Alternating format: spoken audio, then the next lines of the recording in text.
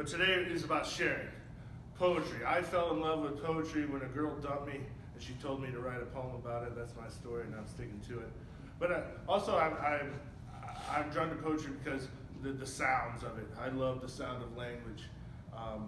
Ever since I was a little kid, and the first curse word I ever said and everyone laughed, I was like, oh, I fell in love with poetry and music, all that fun stuff. So we're gonna celebrate that. We do have a few people reading from our class, and then also we have Raphael Maurice here, a published poet who teaches here at ECC. You're very lucky. He has a book that just came out, I believe, right? Or is it coming? January, coming out January. And he's gonna have a full reading at April 19th in 2018. I know that's way far away, but it's coming. It'll be here before we know it. As part of our film and lecture series, among many other things going on next semester. But this is about celebration of you.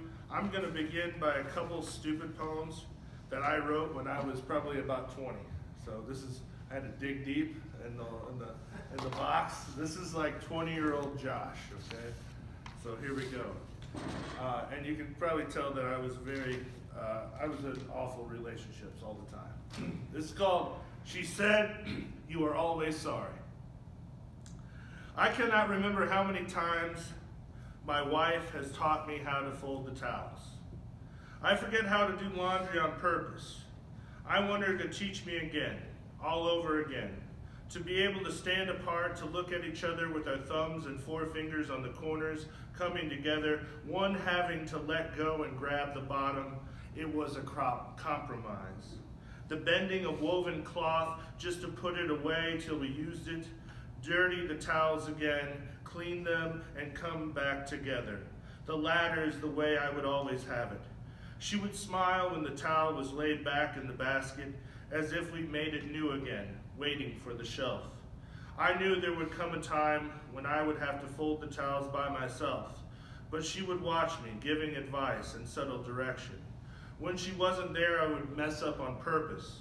I bent the towels in a hurry, asymmetrically, with one end crooked going too far, lying past the other end hanging off the shelf. She would come home with a fever from work and look at the towels in the closet. Disappointed with grace, she frowned. I said, I am sorry. I wanted to kiss her again like the first time.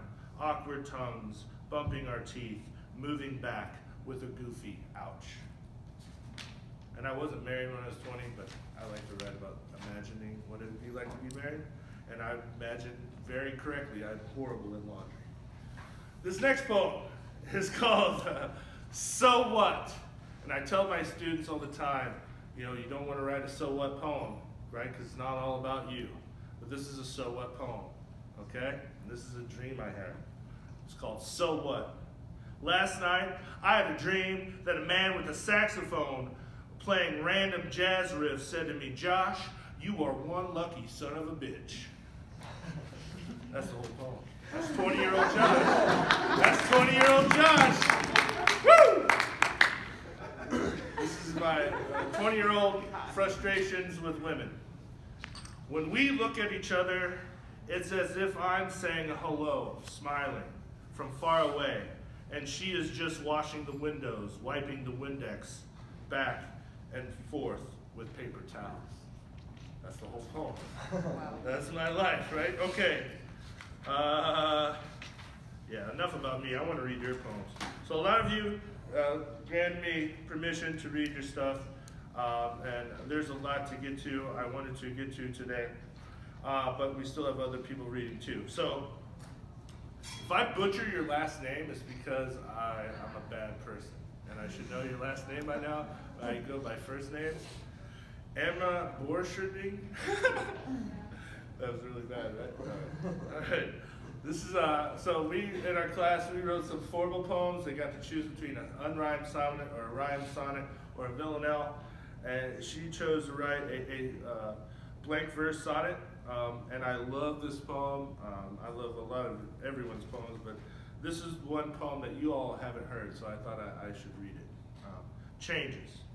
When the sun burns your skin and the water becomes warm, that is when you will wish for the leaves and his flannel shirt and your boots. And when the sun can no longer shine and the moon is at its brightest, that is when you will want for spring and bold flowers that bloom, and for your fur to keep away the chills and the flakes that fall from a dull sky. When it is silent, that is when you wish for the birds to chirp or the fire to crackle, and as your feet get cold, you will wish them warmer, like you've done before. You will wish for what you already had, but now it's gone, and today you have this. This is by Abby. Is Abby here? We're going to read her poem. She's not here. Abby's very quiet, but I love this poem. Hey, Gabriel. All right. Do you guys know Italian any? A little bit? Vaffanculo?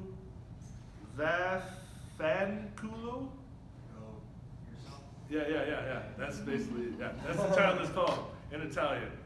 Vaffanculo. I think of you when I drive past your house. An empty driveway lingers in my mind. You, a ghost on the campus we both attend. Again, this is a sonnet. It's unfair the way I drive past your house every day, and it gives me a big middle finger. When I think of you when I hear the crunch of leaves underneath my boots. Walks we took together invade my mind like rainstorms clouding my sight. My honesty taken for stupidity, and the fading light of the autumn day. A drought of loneliness brought me back to you, or just a fleeting moment and then left. Radio static silence is all I hear now from the big fuck you that you left. That's pretty. This is Gabriel. I hope it's okay if I read this poem aloud. This is your sonnet. Is that cool? All right. So this is a poem, again, you haven't heard before, right? We did workshop. This is called Discipline. And this poem warmed my heart. Okay. Discipline. I hate this kind of thing. The moment of inspiration slipping out of your ear. It's what makes creative work hard, but I don't rely on inspiration. It's fleeting and unreliable. I need something that will work. I need discipline. It is compliant. Discipline is far less potent, but infinitely more available. But it comes at a price. Discipline demands work to remain consistent.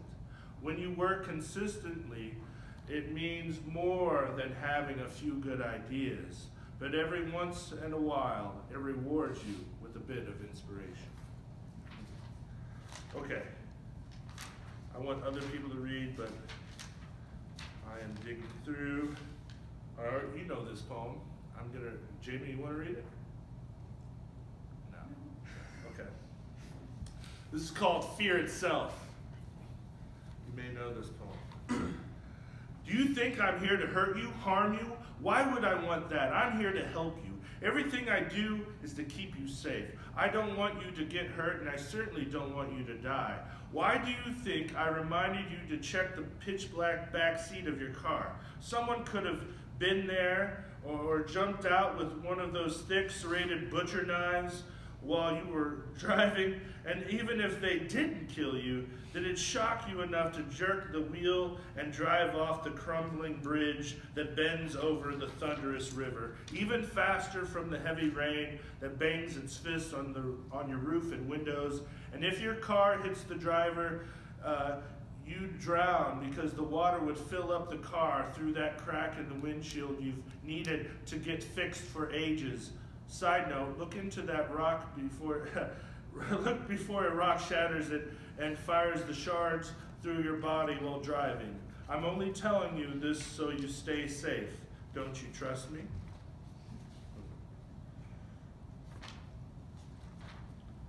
I know. Caitlin, you want to read? Yeah.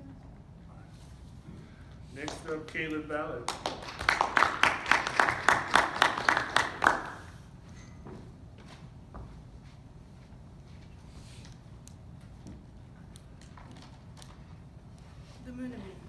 Mama, are you proud? Your little girl is growing up. Don't you see? I'm trying to remember what it's like to have you love me. Moon loves me like you never did. I bring the glass to my chapped and broken lips, trying not to laugh at Ty as he hangs out the window we broke last week after the moon ran out. My thumb is blistered from holding my lighter too long. I inhale and hold my breath. Ty twirls my lighter in his hands as I form perfect circles with the smoke leaving my lungs. Mama, I miss you. Had a family with tie in this wonderful pipe. We were a vagabond, making a home wherever our feet take us. Home tonight is an old trailer with a hole in the floor that we crawled in from. The moon keeps us warm here. Some nights it is hard to remember where we came from. It's never easy to understand why people leave. You promised you would never leave me. At least I know the moon will never leave me, as you did. Mama, I'm sorry. I didn't mean for any of this to ever happen. The sirens are too loud. The police are here to take him. I'm hiding behind the thorn bushes Ty left me last night. The moon took him, like took Pop 6 years ago. They took him out in a bag that is darker than the charcoal they use to help the people like me. Mama, you were right. I guess I am just like Pop. I'm feeling the weight of the moon resting on my chest. I don't think I have a lot of time left. Maybe if I'm lucky, you'll know where my body is supposed to go. People aren't meant to live on the moon, Mama.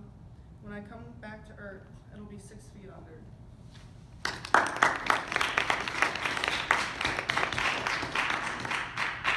All right, next up, Jonathan Stone. So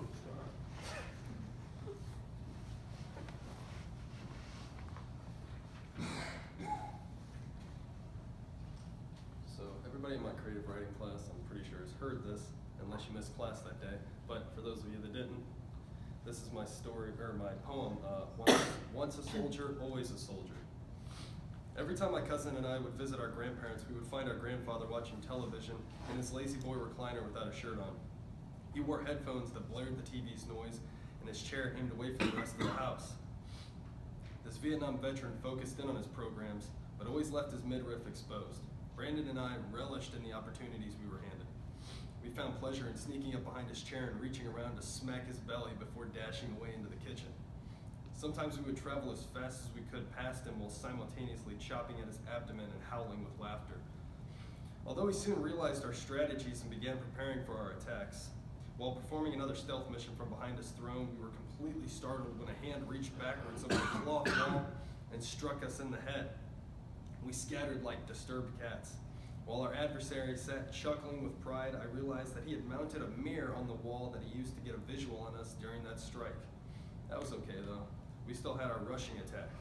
Unfortunately, he devised a strategy for that also. While Brandon was taking a squealing run at the target, the old soldier grabbed the handle at his side and quickly opened his footrest, catching my ally by the shins and bringing him to his wailing knees.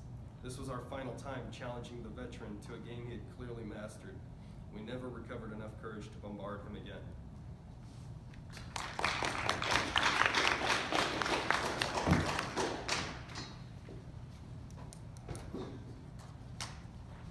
Okay. I know. I should have had this planned out.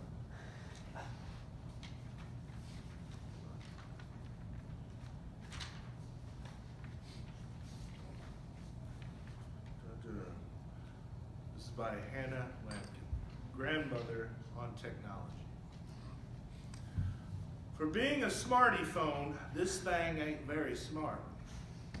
What does this here thingamajig do? The letters are too small. No wonder kids these days don't have a brain. I tried to Google why I can't get pictures, and why I can't get hard came up instead. Can the government see what I Google? Better be careful what you say. The government is always listening. Now, how do I get this thing to make a call? How many minutes do I have to talk to people? You know, for how much this phone cost me, it doesn't really amount to a hill of beans. The cows will come home before I figure out this contraption. How do I get Facebook on here? Technology sucks.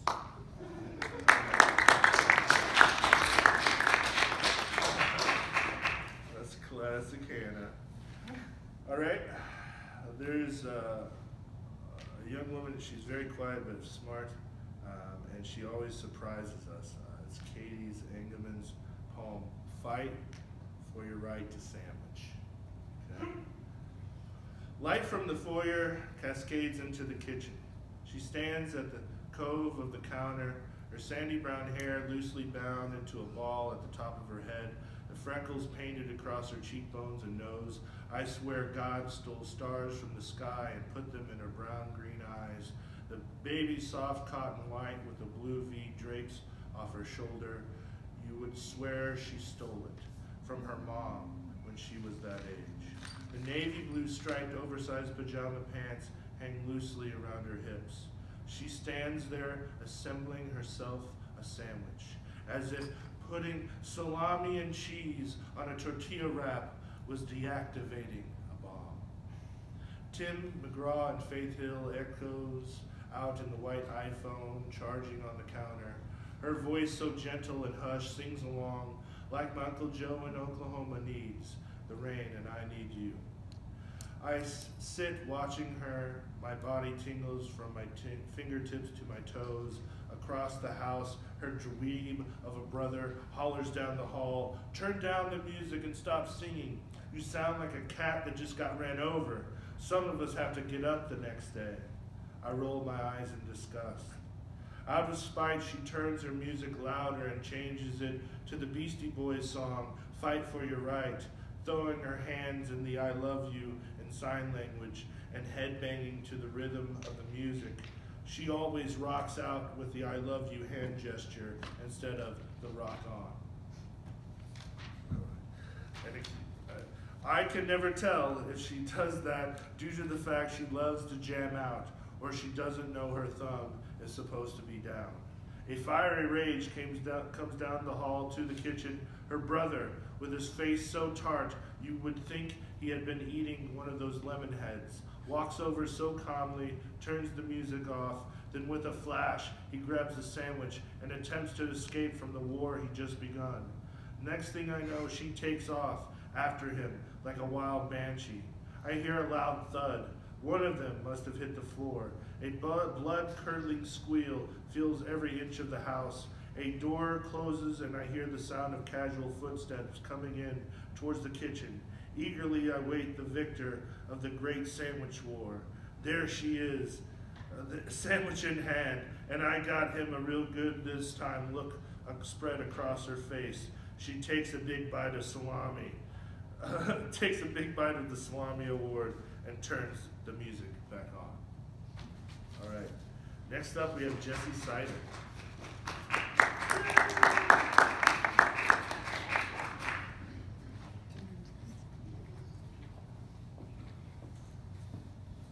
Okay, these are new ones, because I like to write.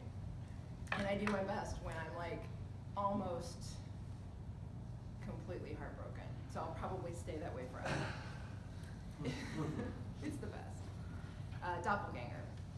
I saw your doppelganger the other morning, looking through the coffee shop window, waiting for the light to turn green. He was sitting with another brunette, her hair shoved in a clip, spilling out the top. You call that a hairstyle, my mother would say.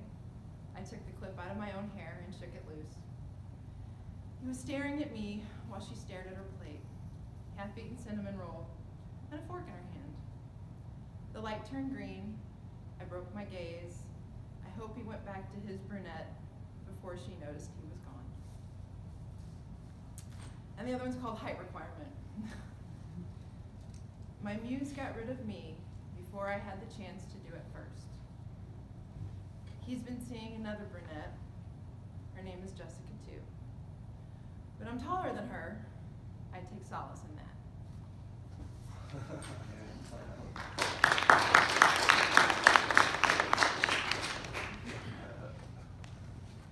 All right. So our last poet of the day is Raphael Maurice. If you would come on down, sir. I've known Raphael now for, I guess, about a year. He's been teaching here. He has done just about everything. He's written, translated, plays music. He's art critic, music critic, philosopher, poet, warrior, prince. Makes a good latte. And he makes a really good latte. It's Raphael Maurice.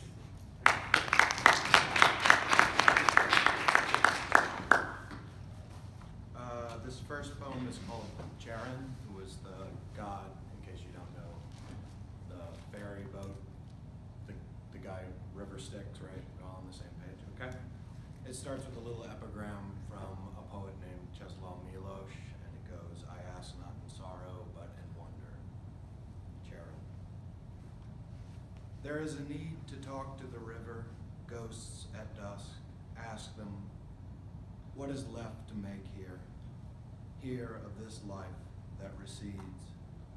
A harsh landscape you were never a part of. I roam wildly the gray street through the trees groans, whittled down by hard winds. Nearing the dead waters, I ask in sorrow, wife, what has been, how many crack-ups, and where have we ended up? A heron breaks from its rookery, silent shadow of prehistory. It leaves traces of its young.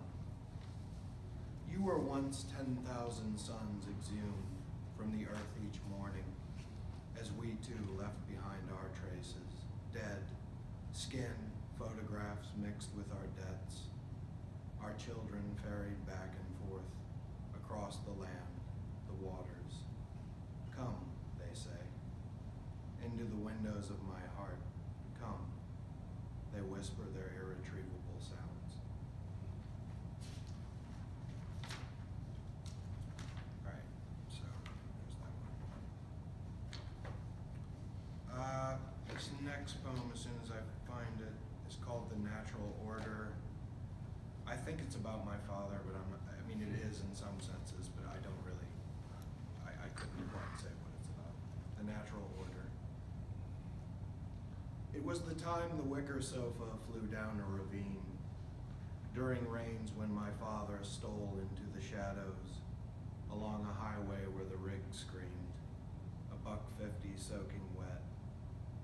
It's time to make accountings of what's been seen, to hope what was seen can be recalled, to pray for an aerial view, a plotted grid of green, a garden patch, the eye's strength, the sure-shot BB kept still inside the knee, as a reminder that your first love was God.